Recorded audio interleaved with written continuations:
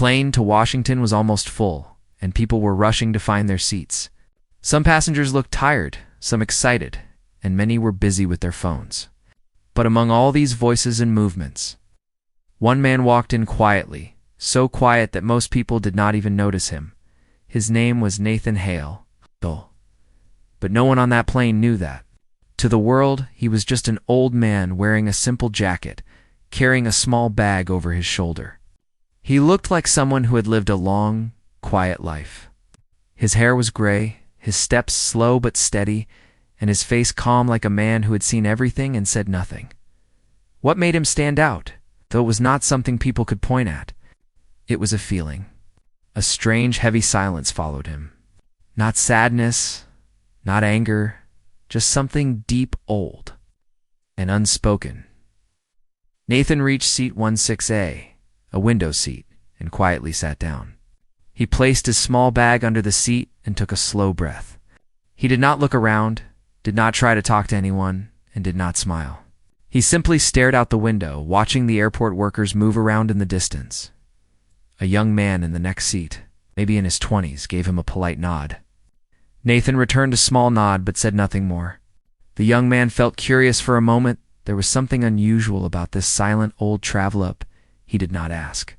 Nathan was the kind of man people respected without knowing why. As more passengers moved down the aisle, some noticed Nathan. They looked at him the same way people look at a painting they cannot understand, quietly and with a little confusion. There was something about his posture, the way he sat perfectly straight, his hands resting steady on his legs. It wasn't the posture of an old man. It was the posture of someone trained, someone disciplined, someone shaped by years of something difficult.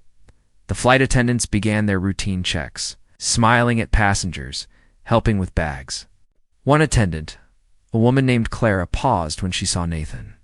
Something in her heart told her this man was different. She smiled warmly and asked, "Sir, do you need anything before takeoff?" Nathan shook his head gently. "No, thank you."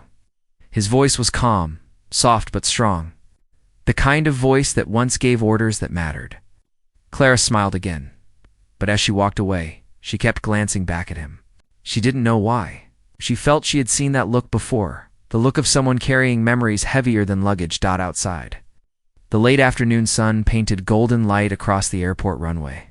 The engines of the plane hummed to life, and passengers settled in. The captain's voice came over the speakers, welcoming everyone and explaining the flight time. People buckled up and prepared for takeoff, but Nathan remained still, almost frozen in deep thought. His eyes were fixed on the sky outside, as if searching for something far away, something that existed only in his memories. The plane began to move. The engines roared louder, and soon the aircraft lifted into the air, climbing higher and higher. Some passengers clapped nervously, some continued watching movies, and some went to sleep. But Nathan remained awake, his mind far from the present. He opened his small bag and pulled out a small old notebook. The cover was worn, edges torn, and pages yellowed. He opened it to the first page, where a faded photograph was tucked inside. The picture showed a group of young men in military uniforms, smiling proudly. In the center stood a young Nathan, strong, confident, and fearless. He touched the picture lightly, like it was a fragile treasure. His eyes softened, filled with memories that only he understood. Memories he had never told anyone. Memories of missions that were never recorded, of teammates who never came home, of skies filled with fire and noise. Nathan closed the notebook and placed it back in his bag. He stared out the window again. The clouds outside looked peaceful, but he knew that above or below them, danger had once lived. He had flown through storms, battles, and darkness. He had seen the sky in ways most people never would. A soft turbulence shook the plane, and passengers murmured nervously. But Nathan did not react. His hands did not move. His posture did not change. He remained calm, like he had seen far worse than a little shaking at 30,000 feet. After a few minutes, the turbulence stopped. People relaxed again. The young man beside Nathan finally spoke softly. "Sir, are you okay?" Nathan turned to him and offered a gentle nod. "I'm fine." There was kindness in his voice, but also something closed, something that said he did not wish to share more. The young man understood and did not ask further. Time passed. The plane flew smoothly now, cutting through the quiet sky. Some passengers slept, some read, some talked. But Nathan stayed awake, his gaze lost in memories. Then something unexpected happened. The captain spoke again. This time his voice sounded unsure. "Ladies and gentlemen, this is your captain. We have 2 military aircraft approaching our left side." Instantly, people pressed their faces to the windows. A few gasped. A few panicked. 2 F-35 fighter jets had appeared beside the plane, flying close, very close. Passengers whispered, "Is something wrong? Are we in danger? Why are they here?" But the F-35s were not threatening. They were steady, smooth, controlled. And then slowly they tilted their wings downward in perfect sync. A salute, military salute. But it wasn't for the plane. It wasn't for the airline. It wasn't for the captain. The angle of their tilt, the direction of their movement, the exact line of their path. It was all pointed toward seat 16A, toward the quiet. A forgotten man who stared out the window, a man who hadn't spoken more than a few words. A man the world had stopped noticing, a man the sky had not forgotten. Nathan Hale. His eyes widened slightly, and for the first time, the young man next to him saw something real, something deep and painful move across his face. Nathan whispered only 3 words. The peaceful flight became the beginning of a story no one on that plane would ever forget. The cabin fell into a strange silence. No one on the plane had expected to see fighter jets at this height. Children stopped crying. Teenagers lowered their headphones. Even the people who usually talk too much became quiet. Everyone stared at the 2 F-35s flying beside the plane. Everyone. Except Nathan. He sat perfectly still in seat 16A, breathing slowly, watching the jets with calm eyes. But inside him, emotions moved like heavy winds. Memories he had locked away for years suddenly pushed to the surface. The young man next to him, still stunned, whispered, "Sir, are they here?" "For you." Nathan didn't answer. He didn't nod. He didn't deny. He simply watched the F-35s with a deep, old pain in his gaze.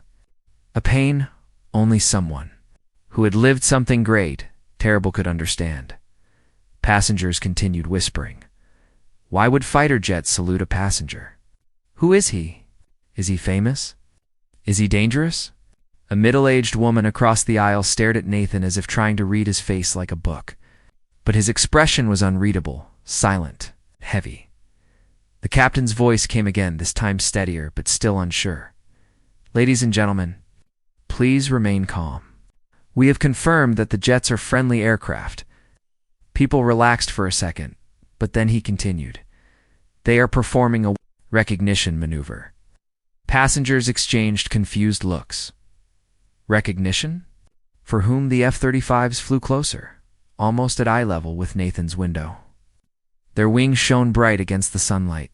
The pilots inside were visible, now helmets on, faces hidden, but their posture clear and respectful. Suddenly, both jets tilted again another salute, this one slower, deeper, almost emotional. Nathan lowered his head for a moment. His hands tightened on his knees. His breathing changed. He wasn't scared. He had seen more danger than anyone else on that plane. But this was something different. This was the past knocking on the door he had tried to keep closed. Clara. The flight attendant moved down the aisle again to check on passengers. When she reached Nathan's row, she looked at him with gentle concern. "Sir, is everything okay?"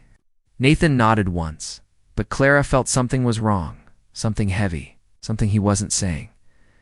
The young man beside Nathan spoke quietly. "Ma'am, I think these jets are saluting him." Clara's eyes widened. She looked at Nathan, hoping for an explanation. But he kept his gaze on the fighter jets. Clara stepped away, whispering to another attendant. The story spread quickly among the crew. "He's the reason they're here. They're saluting him. Do you think he's a famous veteran? Meanwhile, the passengers sitting near the windows were recording the moment. Some wanted answers. Some were scared. Some were simply amazed. One passenger, a retired Air Force mechanic, spoke loudly enough for others to hear. They don't salute just anyone. Whoever they're saluting, that man is no ordinary veteran. People turned again toward Nathan. Some stared in awe. Some stared with curiosity. Some stared with respect, but Nathan remained silent. He raised his hand slowly, almost unwillingly, and touched the cold airplane window. The jets were so close, he could see the reflection of his own face in their glass surface. It felt like looking into a mirror that showed not the present, but everything he had once been. Then something changed. The F-35 on the left pulled ahead slightly. Its pilot performed a slow roll, one of the oldest signs of deep military respect. It wasn't a show, it wasn't for the cameras, it was for a person. For Nathan. For Nathan. Passengers gasped. What does that mean? Why would a fighter jet honor a plane passenger like that? Who is this man? Nathan finally spoke, though his voice was low, like talking to himself more than anyone else. They're doing the ghost roll. The young man turned to him. The what? Nathan exhaled softly, eyes still on the jets. It's a maneuver pilots use when they honor someone they cannot forget. The young man felt goosebumps rise on his arms. Someone nearby asked in a trembling voice, "Sir, why would they do that for you?" Nathan didn't reply. Not yet, because the truth wasn't simple. The truth was buried in years of secrecy. Mission reports locked behind steel doors. Memories nobody wanted to remember. The truth was in the faces of people who never came home. He closed his eyes for a moment. The engines of the plane hummed softly. But in his ears he heard something else, distant echoes of old radio calls. The screams of engines pushing beyond limits. The voices of the men he once flew with. Men he had promised to protect. Men he had lost. Men whose stories the world would never know. When he opened his eyes again, clouds outside seemed closer, brighter, almost glowing. Clara approached again, this time with more caution. "Sir, the captain wants to speak with you privately. Is that okay?" Nathan looked at her with tired eyes. Of course. She walked him to the front of the plane. Every step he took, passengers watched him. They didn't know him, but they felt something about him, a silent power, an unspoken gravity. In the cockpit, the captain greeted him with deep respect. "Sir, the F-35 pilots radioed us. They asked to confirm that you are on board." Nathan sighed. He knew this moment would come someday. He knew his past could not stay hidden forever. "What did they say?" he asked quietly. The captain swallowed. "They said, if you are indeed on this flight, they would like to offer a sky salute." Nathan closed his eyes. His heart felt heavy. He whispered, "I told them never to do that." The captain replied gently, "Sometimes. The sky remembers even when we don't want it to." Nathan said nothing. He simply stood there, eyes distant, filled with memories that could break a man in seconds. After a long moment, he spoke again quietly, almost painfully. "I trained the pilots who trained their fathers."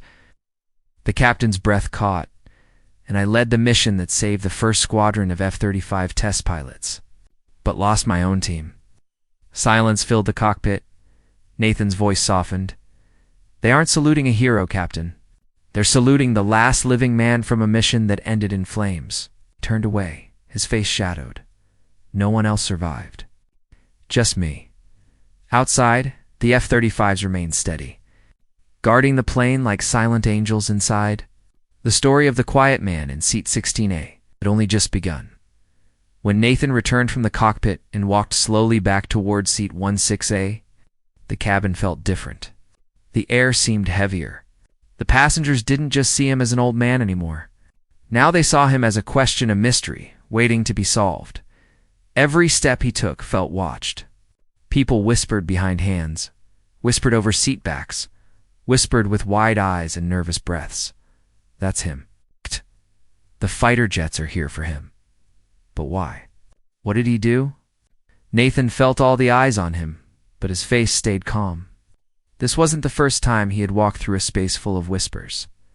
Many years ago, he had walked through halls of military hospitals, secret bases, hangars full of smoke, and rooms where men saluted him without even knowing his name. Whispers were nothing new. But today, they hurt more than before, because they reminded him that secrets never stayed, hidden forever. He reached his seat and quietly sat down. The young man beside him straightened, trying not to stare but failing. "Sir," he began softly, "you don't have to tell me anything, but whatever those jets did, it looked like respect. It didn't look like fear." Nathan looked at the young man and gave a small, tired smile. Respect and regret looked the same from a distance. The young man didn't understand completely, but he felt the weight of Nathan's words. Nearby, a woman in her 40s leaned forward across the aisle. "Sir, I'm sorry if this sounds rude, but were you in the military?" Nathan paused. "Yes." "What branch?" someone else asked. "Air Force," Nathan replied. The retired mechanic, sitting 2 rows ahead, turned around. "I knew it," he said. "The way those F-35s saluted, only someone very high up, someone legendary, would get that." Nathan shook his head softly. "Not legendary, just someone from long ago." Clara, the flight attendant, stood near the row, trying to keep passengers calm. But even she couldn't hide her curiosity anymore. "Sir," she said in a gentle voice, "if you're comfortable, could you tell us what's happening?" Nathan looked at the F-35s still flying beside the plane. Their sleek bodies glistened in the sun. They were silent, loyal shadows accompanying him through the sky. He sighed. "Sometimes," he said, "the past follows you, even when you try to leave it behind." People leaned closer. Listening, Nathan continued quietly. "There were things I did in my service. Things people don't talk about. Missions no one knows existed. And a team that trusted me." His voice grew softer. "A team that never came home." The young man swallowed hard. The entire section of the plane went completely still. Nathan turned his eyes toward the clouds. People think being a hero means glory. It doesn't. It means loss. It means carrying the stories of those who never got a chance to grow old. The retired mechanic nodded slowly. "You lost your crew." Nathan closed his eyes. "All of them." Deep silence spread across the cabin. For the first time on the flight, people were not whispering out of curiosity. They were silent out of respect. But the questions did not stop. A teenage girl seated behind Nathan hesitated and asked softly, "Sir, did the F-35 pilots know your crew?" Nathan shook his head. "No, they weren't even born when it happened." "Then why salute?" she asked. Nathan's eyes softened. "Because in the Air Force, memories travel through generations. A story told today might be from an event 30 years ago. Pilots remember who protected the sky before them." The young man whispered, "So they remember you?" Nathan exhaled. "They remember my team. They salute for them. But I'm the only one left to see it." His words hit the passengers like a quiet blow. Suddenly, the F-35 on the right moved closer. It lowered slightly, now almost perfectly aligned with Nathan's window. Its pilot raised a gloved hand inside the cockpit slowly, respectfully. A hand salute. A salute that only Nathan could see clearly. Nathan felt something inside him crack. His hands trembled slightly. The young man noticed. "Sir, are you okay?" Nathan nodded weakly, but the truth was different. Memories came rushing in sharp, loud and burning. The night sky filled with smoke. The roar of engines screaming for life. A radio voice shouting, "We're hit hail. Break away. Break away." The flash of fire. The sudden darkness. The silence that followed, and then the faces of his team, and he had promised to bring home. Nathan gripped the window frame, trying to steady himself. Clara noticed and knelt beside him. "Sir, you're shaking. Should I call the medical kit?" Nathan gave a small smile. "No, this isn't pain. It's memory." She nodded slowly, not fully understanding, but respecting every word. More passengers leaned closer. not out of nosiness, but out of genuine empathy.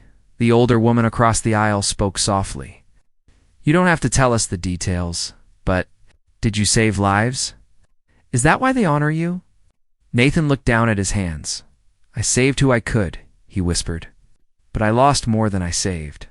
That is why I don't consider myself a hero. The retired mechanic shook his head.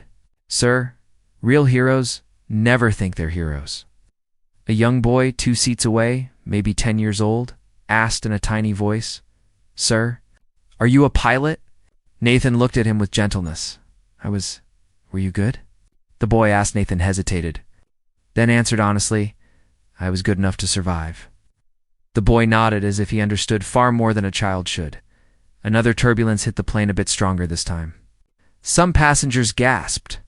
The plane shook slightly, but Nathan stayed perfectly calm, gripping the armrest just once. The older woman whispered to her husband, Look at him. He doesn't even flinch. That's training, the husband replied. Deep training. When the turbulence stopped, the F-35s adjusted their formation, staying close. Almost protective. Passengers watched them like they were watching guardians in the sky. Then something unexpected happened. The F-35. On the left activated its external lights, 3 short flashes. 1 long, 3 short, a code, a message. The retired mechanic gasped. That's not random. That's a signal. Nathan's eyes widened slightly. He understood it immediately.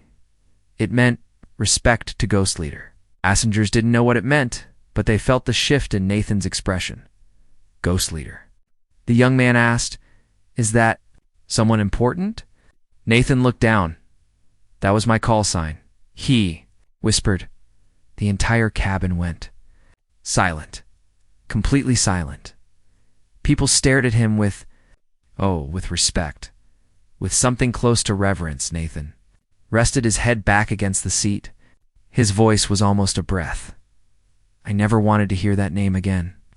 But the sky had spoken, and the passengers of Flight 228 now understood one thing clearly. The quiet man in Seat 16A wasn't just a veteran. The quiet man in Seat 16A wasn't just a veteran. He was someone the sky itself remembered, someone whose story was bigger than anyone had imagined. And this flight was only the beginning of the truth. The cabin of the plane became quiet again, but the silence was different now. It was heavier. Everyone kept looking at the quiet man in Seat 16A, as if he was hiding the last missing piece of a puzzle. The F-35 pilots sat still, shoulders straight, eyes sharp. They were not relaxing. They were waiting. The quiet man noticed their looks. He slowly folded the small paper in his hand and placed it back in his pocket. His movements were calm. It's like someone who had practiced this 1,000 times. The older pilot whispered to the younger, He knows something. I can feel it. The younger pilot nodded. And he's watching everything. Did you see how he scanned the whole plane? Not scared. Not surprised. Like he expected us. Seat 16A did not move, but he heard every word. His expression stayed calm, but deep in his eyes there was something sharp, something trained. The flight attendant approached him again. She tried to smile. Sir, is everything okay now? The quiet man looked at her with gentle eyes. Everything is fine. You are safe. The way he said safe sent a small shiver through her. It did not sound like comfort. It sounded like a fact of professional guarantee. She walked away slowly, confused. The older pilot leaned forward. Sir, we meant no disrespect earlier, but you said something. That code, your mission number. Those belong to a restricted file. Only high-clearance officers know those details. The quiet man breathed slowly. I did not say them by mistake. The pilots exchanged a shocked look. Passengers around them leaned closer. Every ear was listening. Nobody even pretended otherwise. A businessman whispered. Who is this guy? A teenager muttered. He's like some ghost soldier, a woman added. My brother's in the military. He told me stories about people like him. People who don't exist on paper. Seat 16A closed his eyes for a moment. He looked tired, but not weak. More like someone carrying a weight nobody else could see. Finally, he spoke. I have been traveling alone for many years. No uniform. No base, no home. My missions were not recorded. They were not meant to be. I worked in the shadows, far from any spotlight. The older pilot swallowed hard. You were black operations? The quiet man didn't answer directly. There are places where uniforms cannot go. Younger pilot whispered, Sir, why are you on this plane? Why now? The quiet man looked out the window at the clouds glowing in the afternoon sun. Then he said something that froze the entire cabin. I am not on this plane by mistake. A cold wave spread through the passengers. The older pilot leaned closer. Sir, what do you mean? Seat 16A looked at both pilots, his voice low and steady. I received a message this morning. A code I have not seen in 20 years. It activated an old protocol. A final protocol. The younger pilot's voice cracked. A final protocol? That's impossible. Those were shut down decades ago. Seat 16A nodded slowly. Exactly. Which means someone reopened them. Passengers looked around nervously. A woman whispered, reopened. For what? The quiet man did not smile. He did not blink. He simply said, for someone on this plane. The pilot stiffened. The passengers gasped. The flight attendant dropped a cup she was holding. Seat 16A looked down the aisle, as if he was searching for a face he had not seen in years. Then he said one last chilling line, I am here, because one of you is not who you claim to be. The screen cuts to black. The end. Black. The end.